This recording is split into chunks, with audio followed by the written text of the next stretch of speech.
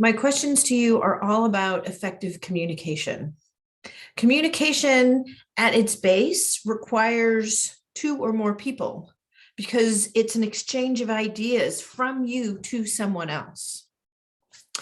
There then needs to be a mutual understanding when somebody is giving a message or sending a message, whether it's verbal, nonverbal, through a symbol, a sign, something, a wink, a happy smiley face, whatever it is, there needs to be some mutual understanding because you might be sending the message. It's also important to know that if someone's receiving your message, and here's what's key, are they receiving the message the way you intend it to be sent? Do they understand the meaning behind the message? So this direct and indirect communication is a continuous process. You can use words, you can use symbols, all of these things.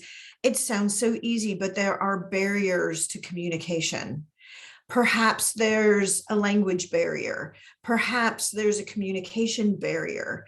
Perhaps there's, just semantics of you said one thing, but somebody understands that word to mean something else. Maybe there's a psychological barrier or something that's triggering you that when you bring up a topic, your partner in this communication may find that like a very sensitive subject, but that's not at all what you intended. Maybe there's a physiological barrier. One of the things that I've heard in relationshiping is the way that we connect physically. So that's nonverbal communication. There's all kinds of give and take in that, or give and receive, or give and give. And you want to be certain that the way that you're receiving and the way that you're giving is the message is being sent the right way and it's landing the way you want it to land. So here are some questions that I would like to ask you. And you just think to yourself, do you find yourself in conversations? And I'm looking at my notes. Do you find yourself in conversations where you feel you are worried to say how you actually feel because you're worried it will damage or ruin the relationship? What do you do if that's the case? Do you find yourself in conversations where you feel you say what you think you should say to make the other person feel better, but it's not actually what you want and it's not actually how you feel? When have situations like that come up where you're saying what you think you should say, even if it's not actually how you mean it to land? Do you find yourself in relationship conversations where you feel you're scared what you have to say may hurt someone else's feelings, or they may come back and hurt you if you say what you really mean? Do you find yourself in conversations where you feel you don't know how to say what you mean? Do you know what you really mean? Do you know how to express that?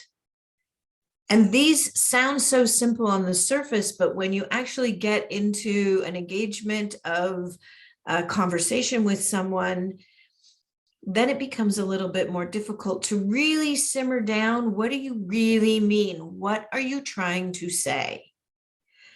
Do you find yourself in conversations where you feel you start talking to fill the silence or fill the conversation, but you don't mean any of it? You just cannot stand the quiet or the downtime or the empty silence.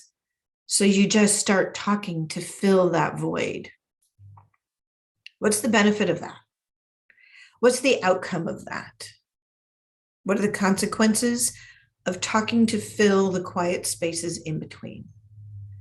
Do you find yourself in conversations where you feel you say something because it's what you would like to hear and it's what you'd like to have happen, but it's not what you'd like to hear and it's not what you'd like to have happen with the person you're sharing the conversation with?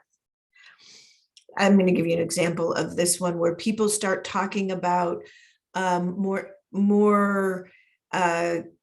committed relationships when that's not really what they want with someone. But it sounds good and it sounds like what they want is just not with that particular person. So do you want to be in a relationship, or do you want to be in a relationship with that specific person? Do you find yourself in conversations where you feel that you struggle because whatever you say will not be heard or valued? So you stop talking and you say nothing, or you get upset.